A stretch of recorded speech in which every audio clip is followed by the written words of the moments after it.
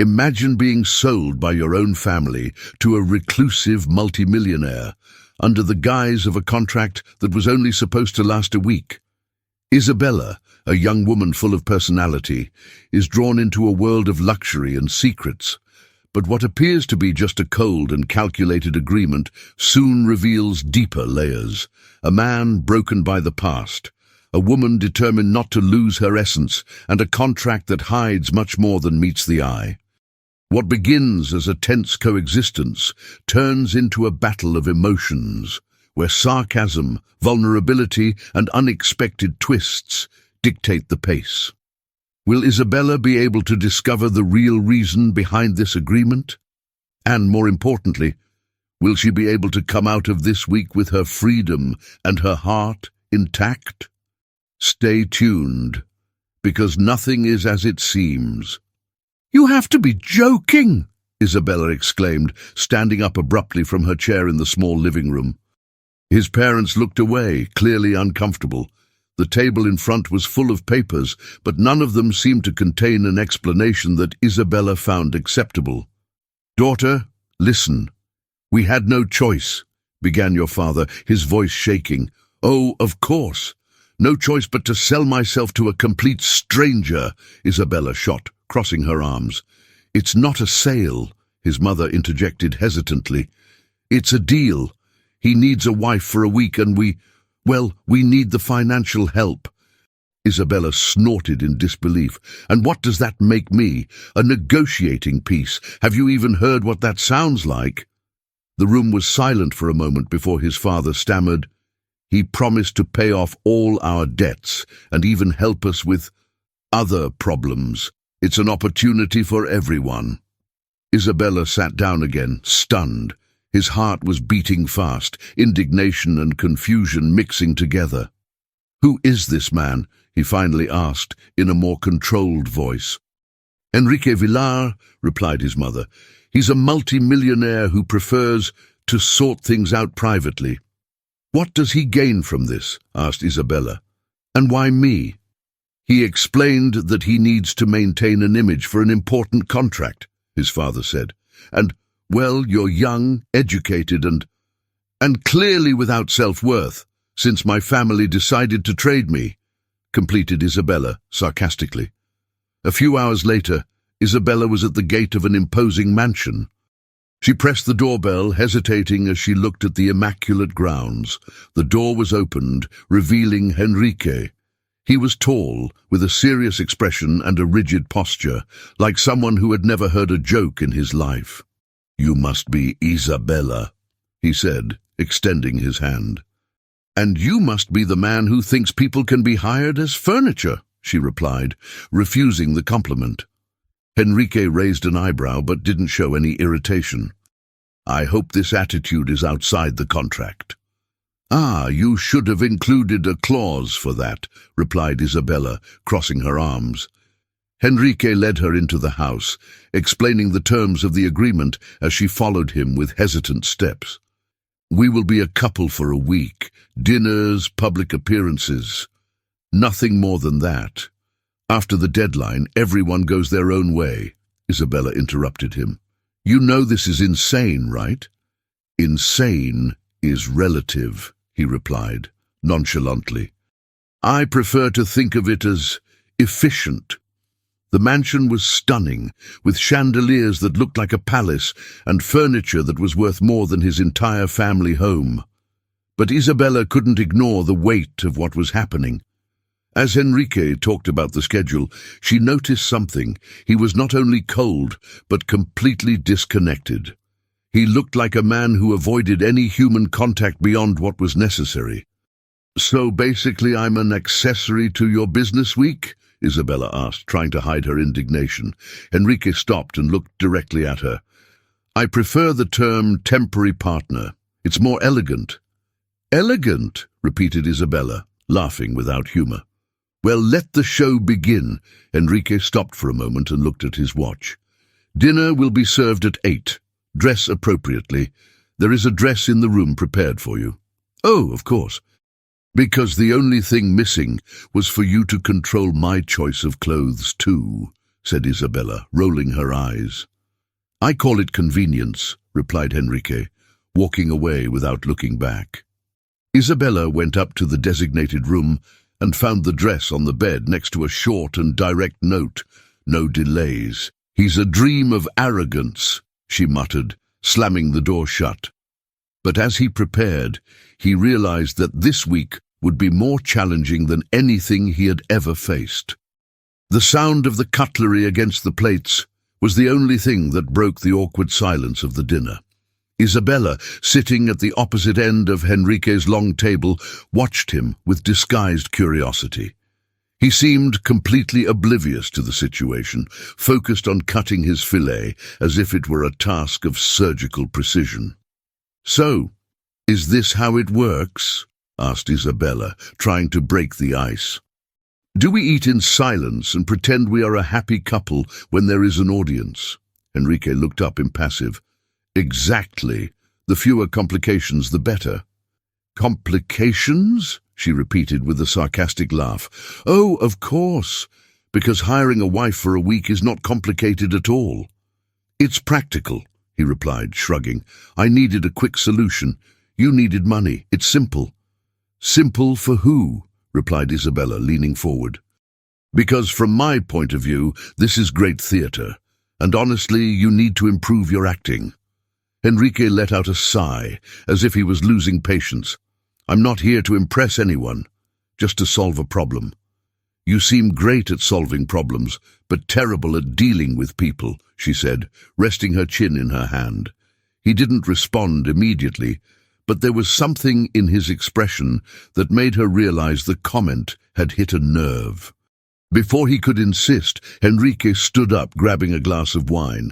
If you'll excuse me, I have work to do. Dinner is over. He left the room without looking back. Isabella snorted, shaking her head. What a charming host. Later, while exploring the mansion, Isabella entered a room where a grand piano occupied the center. The lights were low, and the atmosphere was almost magical. Approaching, she saw Enrique sitting at the piano, playing a soft and melancholy melody. He seemed like a completely different person, vulnerable, almost human. So, you have feelings hidden somewhere in there? She said, breaking the moment. Enrique stopped playing, but didn't look at her. I thought you were in the room. I couldn't sleep. And honestly, that's more interesting than staring at the ceiling. Enrique finally looked at her, but said nothing. There was something in his eyes that Isabella couldn't decipher. Why would you hire someone to pretend to be your wife? She asked, softening her tone. Because not everyone knows how to deal with what is real, he replied, returning to the piano. And sometimes it's easier to create an illusion. Isabella felt a lump in her throat, but chose not to press further. Perhaps, he thought, there was much more to Henry than he was willing to show. The next morning, Isabella went down to the cafe with the intention of continuing to unravel the enigma that was Henrique. However, he was already sitting at the table, leafing through a newspaper while a cup of coffee was steaming next to it. He barely looked at her when he entered. "Good morning," she said, trying to sound casual. "Good morning," he replied, without looking up from the newspaper. Isabella pulled up a chair and poured herself some juice, watching him over the glass. "Are you always like this? Unapproachable?" Henrique folded the newspaper calmly before finally facing her. "That depends. Do you always ask so many questions?" "Only when I'm trying to understand why someone would turn their life into a contract," she replied, raising an eyebrow. Henrique smiled sideways, but the gesture was more cynical than friendly. "I prefer contracts to expectations. They are clear, objective. They leave no room for disappointment." "Interesting," said Isabella, resting her chin on her hand. "So your solution to avoiding disappointment is to avoid people?" Enrique did not respond immediately. Instead, he took a sip of coffee and looked out the window, where the mansion's gardens sparkled in the morning light. "Some people don't have the privilege of living without disappointments, Isabella," he said finally, in a lower voice. Isabella felt a chill. There was something about the way he spoke that made it clear this wasn't just an evasive answer. Determined to find out more, she changed her approach. "I saw a photo in your office yesterday. Who was she?" he asked, bluntly. Henrique stopped for a moment, his jaw clenched. "That's none of your business." "Maybe not, but you hired a wife, remember? That means I should know at least the basics about my husband." Henrique let out a heavy sigh, placing the coffee cup on the table with more force than necessary. "It was my wife. She died 3 years ago." The silence that followed was heavy, but Isabella realized that there was something more to that story. Before he could ask, Henrique stood up abruptly. "I have work to do," he said, leaving the room without another word. Isabella sat, looking at the garden outside. For the first time, she began to see Henry as something other than a cold, calculating man. He was broken, hiding scars that clearly still hurt. The tension between Isabella and Henrique began to decrease in the days that followed. Although he remained reserved, Isabella noticed small gestures that indicated a change. He began sharing little details about his routine, and even his ironic comments seemed to have a lighter tone. "You have an impressive talent for asking complicated questions," Henrique said one night while the two were having dinner. There was a discreet smile at the corner of his lips.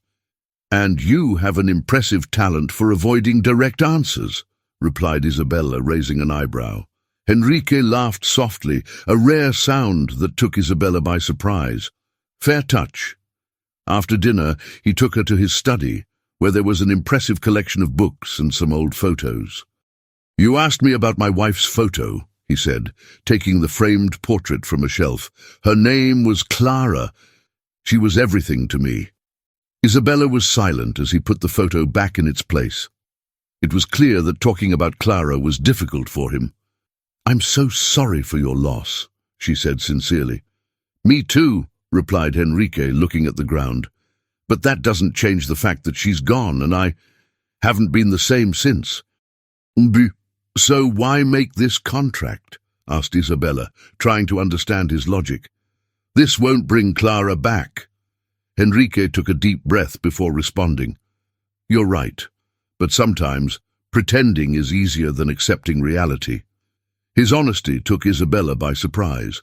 For the first time, she realized the weight Henry carried and how hard he fought to hide it from the world. The next day, the dynamic changed. During a walk through the garden, the two started talking about their families.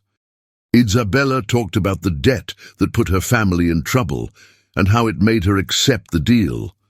Henrique listened attentively, something she didn't expect. "You were brave to accept that," he said, looking directly at her. "Brave or desperate?" asked Isabella with an ironic smile. "Sometimes it's hard to tell the difference," he replied.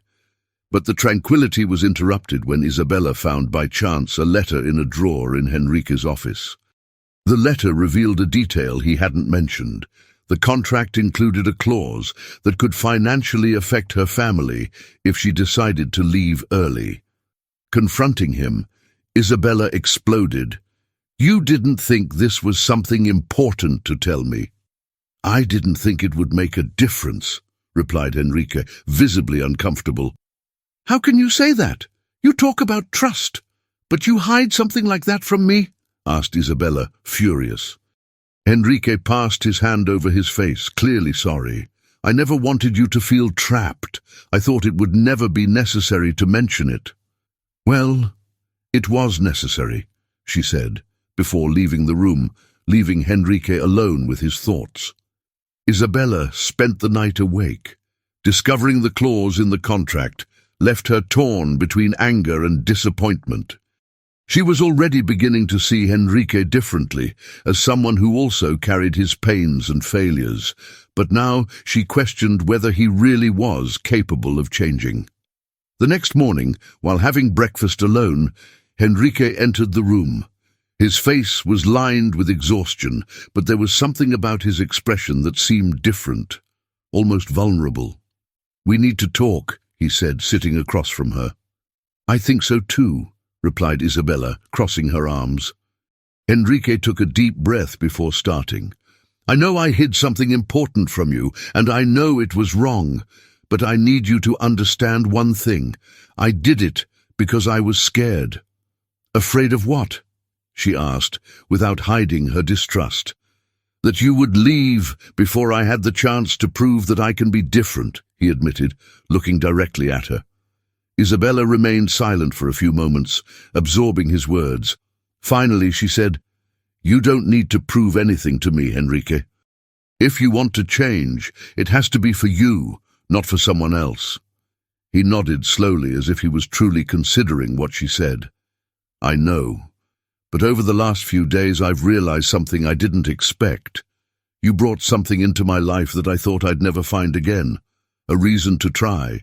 That doesn't erase what you did," Isabella said firmly. "I know, and that's why I want you to have freedom of choice," he said, taking an envelope out of his pocket. Inside was a new version of the contract without the problematic clause. "If you want to leave now, that's fine. There's nothing keeping you here anymore." Isabella looked at the paper and for a moment considered signing and leaving. But something inside her made her hesitate. Henry was imperfect, but also genuine in his struggle to redeem himself. "I'll stay," she said finally, "but not because of the contract. I stay because I think it's worth discovering who you really are." Enrique looked surprised, but relieved. "I promise I won't let you down." In the following days, the two began working together on a new project, transforming the mansion into a space for charitable events. The idea came from Isabella, and Enrique was surprised by her passion for helping others. "You're a hurricane, you know that," he said as they reviewed the first ideas for the project. "And you are a wall." "But little by little I think I can take it down," she replied with a smile. At the inauguration of the first event, Enrique took Isabella by the hand and in front of all the guests said, "Today, I realize that the best things in life cannot be bought. They just happen. And Isabella is proof of that." Isabella felt her cheeks flush, but smiled. "You owe me a real contract now, something like lifetime partnership, perhaps." Enrique laughed, for the first time, genuinely. "I think I can arrange that." As the guests applauded, Isabella and Enrique looked at each other with a mixture of relief and hope. They didn't know exactly what the future held, but together they were ready to face anything.